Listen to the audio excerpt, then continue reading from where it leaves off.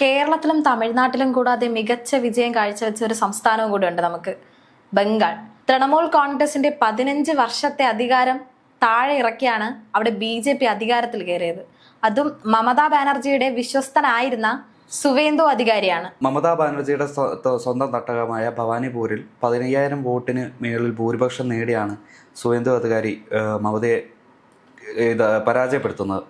ഇതിനുശേഷം ഈ ഒരു BJPയുടെ അധികാരം താല്പര്യപ്പെടാത്ത അല്ലെങ്കിൽ അംഗീകരിക്കാത്ത മമതാ ബാനർജി കഴിഞ്ഞ ദിവസം വരെ അവിടെ സമരമിരുന്നു. അത് നമ്മളെല്ലാം കണ്ടതാണ്. പക്ഷേ മെയ് 6 വരെയാണ് ഒരു മുഖ്യമന്ത്രിയുടെ ആ ഒരു എക്സ്പയറി ഡേറ്റ് എന്നുള്ള നിയമം ഇരിക്കെ അത് മമതാ ബാനർജിയുടെ ഒരു പിടിവാശി എന്ന നിലയ്ക്ക് വേണം അറിയാൻ.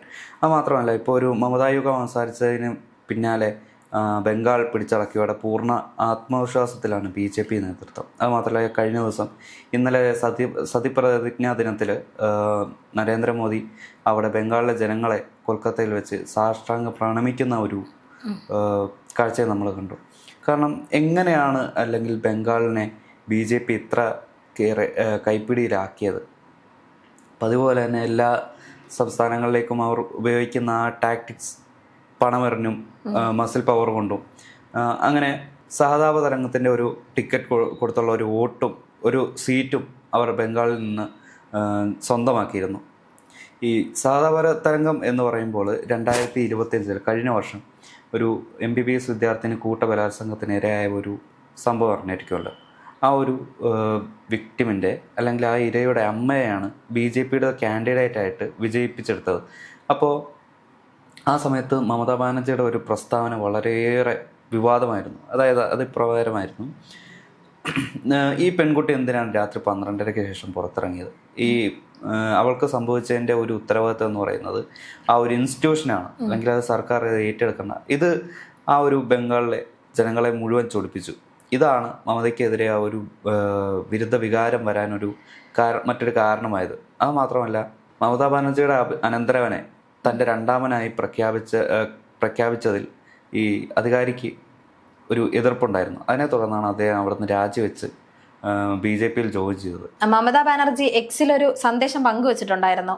ഇനി BJP ആണ് നമ്മളുടെ ശത്രു എന്നും എല്ലാ പ്രതിപക്ഷ പാർട്ടിക്കാരും ഒരുമിച്ച് നിന്ന് BJPക്കാരെ എതിർക്കണമെന്നും ഒരു സന്ദേശം പങ്കുവച്ചിട്ടുണ്ട്. അത് എല്ലാ കാലവും BJP തന്നെയാണ് മമതാ ബാനർജിക്ക് ഒരു എതിരാളിയായിട്ട്. അത് ആ ഒരു ഇലക്ഷൻ്റെ സമയത്തായാൽ പോലും ഒരുപാട് അക്രമ സംഭവങ്ങളുണ്ടായത് ഈ TMC പ്രവർത്തകരും BJP പ്രവർത്തകരും തമ്മിലാണ്. അവിടെ BJPയുടെ ഒരു MLA പരസ്യമായിട്ട് മർദ്ദിക്കുന്ന ഒരു സംഭവം കണ്ടു. ഇതിൻ്റെ ഒരു മറുപടി എന്നോണം തിരിച്ച മറുപടിയാണ്. മറ്റൊരു പ്രധാനപ്പെട്ട കാര്യം എന്താണെന്ന് വെച്ചാൽ, ഈ സുമേഷ് അധികാരിയുടെ PA പ്രൈവറ്റ് സെക്രട്ടറിയെ വെടിവെച്ച് കൊല്ലുന്ന ഒരു സാഹചര്യമായി. അവിടെ നിന്നൊരു കലാപം ഉണ്ടായത്. ആ ഒരു കേന്ദ്രസേന തന്നെ ഇടപെടേണ്ടി വരുന്നു ആ ഒരു സ്ഥിതി ശാന്തമാക്കാൻ. കാരണം ഇതെല്ലാം ഒരു പക്ക പ്ലാൻഡ് ആയിട്ടുള്ള ഒരു സംഭവമാണ്. അതായത് ഇതുപോലൊരു വയലൻസ് നടന്നാൽ മമതയ്ക്ക് ഉള്ള ഒരു വിശ്വാസ്യത തകരും. അതുപോലെ തന്നെ മമതയ്ക്ക് എതിരായി മത്സരിച്ച സുരേഷ് അധികാരിയിലേക്ക് നേരെ ആ ഒരു വിരൽ ചൂണ്ടുകയും അയാൾക്ക് തന്നെ ഒരു ബംഗാളിലെ ഭരണം പിടിച്ചടക്കാനും കഴിയും. ബംഗാളിലുണ്ടായിരുന്ന ഇടതുഭരണം അത് അവരെ താഴെ ഇറക്കാൻ മമതാ ബാനർജിക്ക് ഏറ്റവും കൂടുതൽ സഹായകമായത് സുവേന്ദു അധികാരിയുടെ നന്ദിഗ്രാം മൂവ്മെൻ്റ് ആയിരുന്നു. അതുകൊണ്ട് തന്നെ ഒരു സെക്കൻഡ് ലെഫ്റ്റനൻറ്റ് എന്നുള്ളൊരു ഒരു പദവി പറയാതെ തന്നെ പരോക്ഷമായിട്ട് സുവേന്ദു അധികാരിക്ക് ലഭിച്ചിരുന്നു. പക്ഷേ ഇങ്ങോട്ട് ഇപ്പോൾ നോക്കുകയാണെങ്കിൽ ഇദ്ദേഹം MP ആയിരുന്ന സമയത്ത്, TMCയുടെ MP ആയിരുന്ന സമയത്ത് കൈക്കൂലി വാങ്ങിയ ഒരു വിഷ്വൽ BJP ആ സമയത്ത് ഒരുപാട് പ്രചരിപ്പിച്ചിരുന്നു. അതിന് അല്ലെങ്കിൽ ആ സുവേന്ദു അധികാരിയെ പരിഹസിച്ചുകൊണ്ട് മോദി പ്രസംഗം നടത്തിയിരുന്നു. ഇതേ മോദി തന്നെയാണ് ഇന്ന് പശ്ചിമ ബംഗാളിലെ മുഖ്യമന്ത്രിയായ സുവേന്ദുവിനെ BJPയുടെ ടിക്കറ്റിൽ മുഖ്യമന്ത്രിയായിട്ട് അധികാരം ഏൽപ്പിച്ചിരിക്കുന്നത്. ആ ബംഗാളിൽ ഇനി എന്ത് സംഭവിക്കണം, എങ്ങനെ സംഭവിക്കണം എന്നുള്ളത് സുവേന്ദു അധികാരിയിലൂടെ മോദി നടപ്പിലാക്കും. അതിനാണ് ഈ ഒരു പ്രത്യേക ആ ഒരു മൂവ്മെന്റ് മോദിയും അമിത്ഷായും ചേർന്ന് നടത്തിയത്. ഇപ്പം മമത BJPയെ ശത്രുവായി കാണണമെന്ന് പറഞ്ഞ ഒരുപാട് പ്രതിഷേധങ്ങൾ ഉണ്ടാക്കുമായിരിക്കും എന്നാണ് തോന്നുന്നത്. അതിനെ ഒരു ശക്തമായൊരു പ്രതിപക്ഷമായിട്ട് മമത തുടരാൻ പോലും കഴിയില്ല. കാരണം അവർ പരാജയപ്പെട്ട ഒരു സ്ഥാനാർത്ഥിയാണ്. അതുകൊണ്ട് തന്നെ മമതയുടെ ഒരു ശബ്ദം ആ ഒരു നിയമസഭയിൽ മുഴങ്ങില്ല.